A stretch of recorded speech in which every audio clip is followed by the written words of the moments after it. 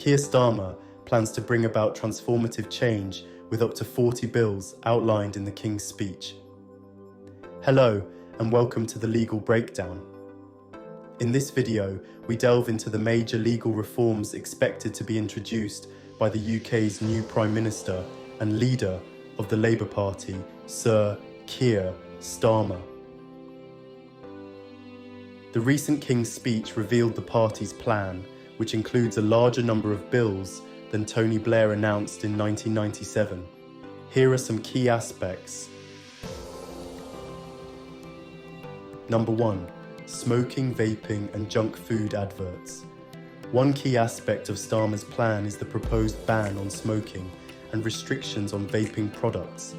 The Tobacco and Vapes Bill, previously championed by Rishi Sunak, will prohibit the sale of tobacco products to individuals aged 15 and younger. It also grants ministers the power to restrict vaping flavours, packaging and product presentation. If implemented, these measures would make the UK one of the countries with the strictest anti-smoking laws. The government also plans to restrict junk food advertising to children and the sale of high caffeine drinks. Number 2. Banning no-fault eviction. The government is addressing housing issues through the Renters' Rights Bill, which includes a long-awaited ban on no-fault evictions. This aims to strengthen tenants' rights and abolish Section 21, notices commonly used for eviction. The bill also prohibits landlords from discriminating against families claiming benefits or with children. It addresses other concerns such as rental bidding wars, allowing tenants to keep pets, and extending social housing safety rules to the private rental sector. However, the details of these measures are expected to face intense scrutiny, particularly in the House of Lords. Campaigners are pushing for legislation to prevent loopholes that could lead to indirect evictions. Landlords express concerns about the need for a functioning court system to process justified evictions, as an exodus from the rental sector may reduce supply and increase rental costs. Overall, the Renters' Rights Bill aims to address eviction issues, tenants' rights, and rental property quality. Striking a balance between tenant protection and a sustainable rental market is crucial. Number 3. Nationalising trains. Labour has unveiled plans to reform England's railways, with one bill aiming to make public operators the default choice for running the railways. Another bill will establish Great British Railways, responsible for managing both tracks and trains. Great British Railways aims to simplify ticketing and improve the railways, but implementation will take time. Critics fear nationalisation could lead to higher costs for taxpayers. Rail services in the north of England will be enhanced, with Manchester granted powers for infrastructure development. The high-speed rail Crewe to Manchester bill will improve east to west routes. Labour also plans to boost bus services by granting powers to local leaders and lifting restrictions on publicly owned bus operators. However, success depends on public usage. Number 4. Holding water firms accountable. The government has introduced the Water Special Measures Bill to address pollution caused by water companies. It holds executives personally accountable for violations, introduces criminal liability, and grants powers to the regulator. Water companies will be required to install real-time monitors at sewage outlets. However, recent investigations have revealed instances of sewage discharge, highlighting the need for stronger regulations. The government's actions demonstrate a commitment to holding water companies accountable and addressing pollution concerns. Monitoring, enforcement, and industry improvements are vital for long-term environmental protection. Number 5. Banning zero-hour contracts. The proposed Employment Rights Bill aims to protect workers by granting them the right to flexible working, safeguarding against unfair dismissal, and ensuring minimum wage for all adults regardless of age, parental leave, and sick pay from day one. However, there are uncertainties regarding probationary periods and the extent of flexible working. Zero-hour contracts will be banned, but employers may still use them in certain circumstances. The government aims to increase employment rates while supporting businesses. Number 6, building more homes. The government's plans for house building were not clearly outlined in the recent King's speech. While proposals to expedite the planning system and support renters were mentioned, details on delivering 1.5 million additional houses, especially social and affordable housing, are lacking. Delegating planning powers to metro mayors and planning reforms are part of the government's approach, but concerns remain about meeting housing targets. Further engagement with stakeholders, additional strategies, and comprehensive reforms may be necessary to effectively address the housing shortage. Collaboration between the public and private sectors will be crucial in tackling the housing crisis. Number 7, reforming mental health. The proposed Mental Health Bill in England and Wales aims to reform the outdated Mental Health Act of 1983. Currently, approximately 50,000 individuals with severe mental health issues are subjected to detention each year. However, a review commissioned by the government highlighted the misuse of the law and the inadequate protection of individuals' rights. The bill includes new rights to challenge treatment, legally binding advanced care plans, and restrictions on the detention and treatment of individuals with learning disabilities and/or autism. It also removes police stations and prisons as places of safety under the Act. These reforms seek to create a more inclusive, fair, and effective mental health care system. Number 8, tackling people smugglers and immigration. The establishment of a border security command has been met with scepticism, but the King's speech provides more details about its powers, which resemble counter-terrorism measures. The bill addresses concerns about the cost-effectiveness of the Migration and Economic Development Partnership with Rwanda, with plans to redirect funds to support the Border Security Command. The government aims to prosecute individuals involved in people smuggling for preparatory offences, such as communication or promotion of illegal crossings. While the effectiveness of these measures may take time, the intention is to disrupt and deter criminal activities associated with people smuggling in the long run. Number 9, axing hereditary peers. The House of Lords, hereditary peers. Bill seeks to remove hereditary peers from sitting and voting in the House of Lords. Hereditary peers are those who have inherited their title from their parents. While most hereditary peers were removed 20 years ago, 92 were allowed to remain temporarily, and their presence has become permanent. The government believes this is outdated and indefensible. It's worth noting that 42 of the hereditary peers are Conservative men.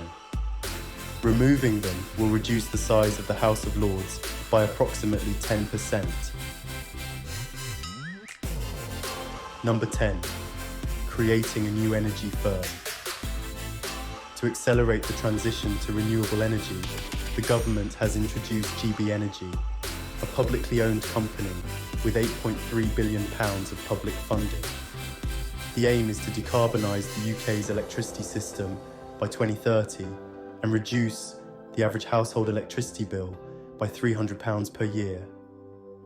However, there are concerns about the assumption that renewables are always cheaper than fossil fuels. Many renewable projects heavily rely on borrowed money, and with high interest rates, the costs of these projects are likely to increase. Number 11, introducing free breakfast clubs. In education, the Labour Party plans to introduce free breakfast clubs in all primary schools in England to support children and ensure regular attendance. They also propose capping the number of branded items in school uniforms to address the financial challenges faced by parents.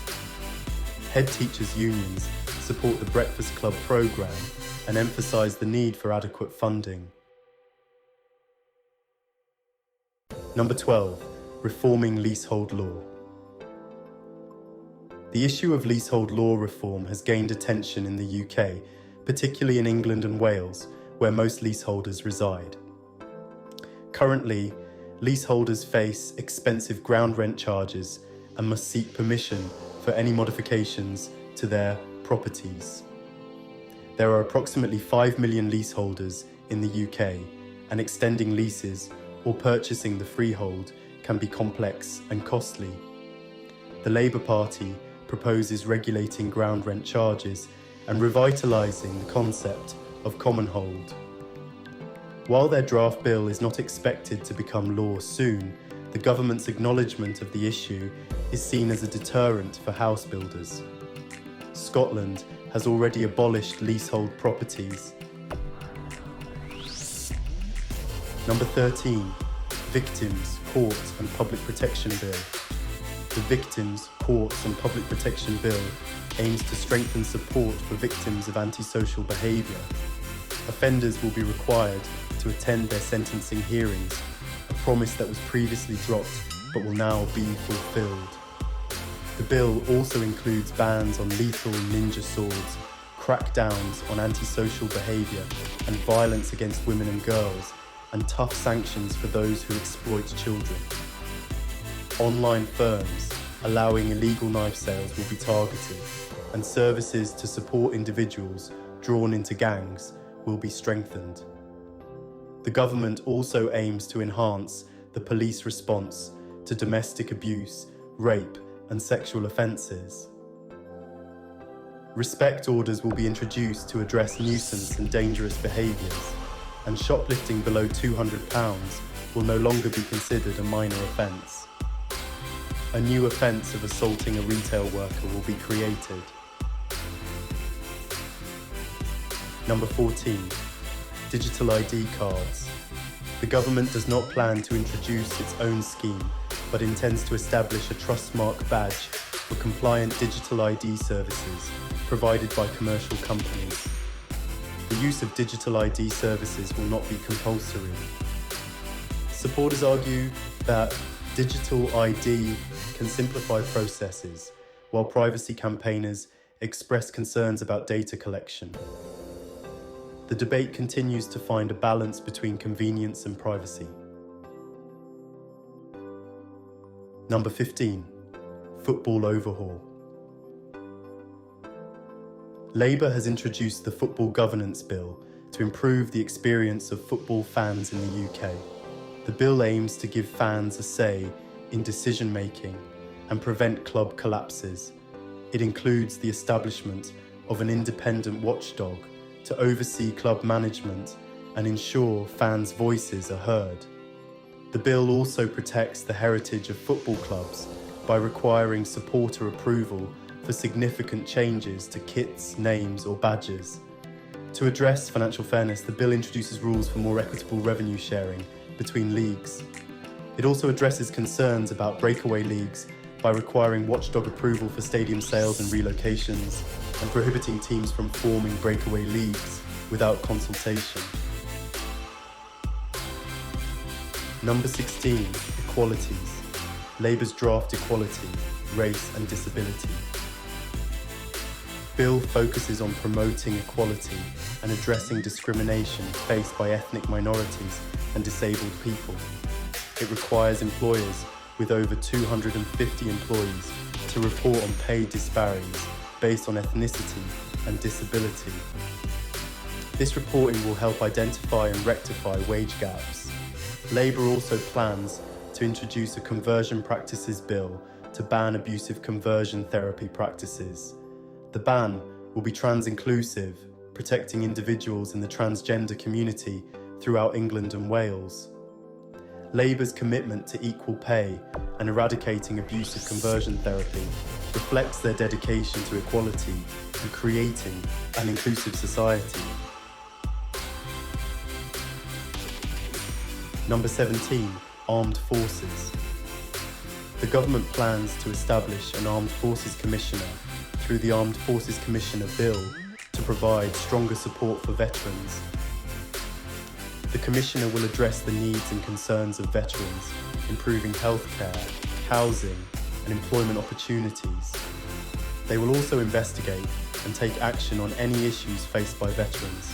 The government intends to repeal the Northern Ireland Troubles, Legacy and Reconciliation Act 2023 and replace it with new legislation through a consultation process that considers the views of affected parties. These changes aim to support veterans and provide justice for those impacted by the Troubles. And finally, at number 18, National Security and Tech. To address cyber threats, the government has introduced the Cyber Security and Resilience Bill to regulate digital services and improve incident reporting. The Product Safety and Metrology Bill will update laws to respond to new product risks and protect consumers. The Digital Information and Smart Data Bill will enhance the use and protection of data, enabling more public services to go digital and introducing digital verification for various purposes. These measures demonstrate the government's commitment to national security and adapting legislation to keep up with technological advancements. Keir Starmer's government has outlined plans that touch almost every aspect of British life. Let us know in the comments section what you think of these bills. Which one strikes you the most? Do you believe the Prime Minister has sufficient support to pass these bills? Please don't forget to like, share and subscribe to the channel for more legal breakdown of current events.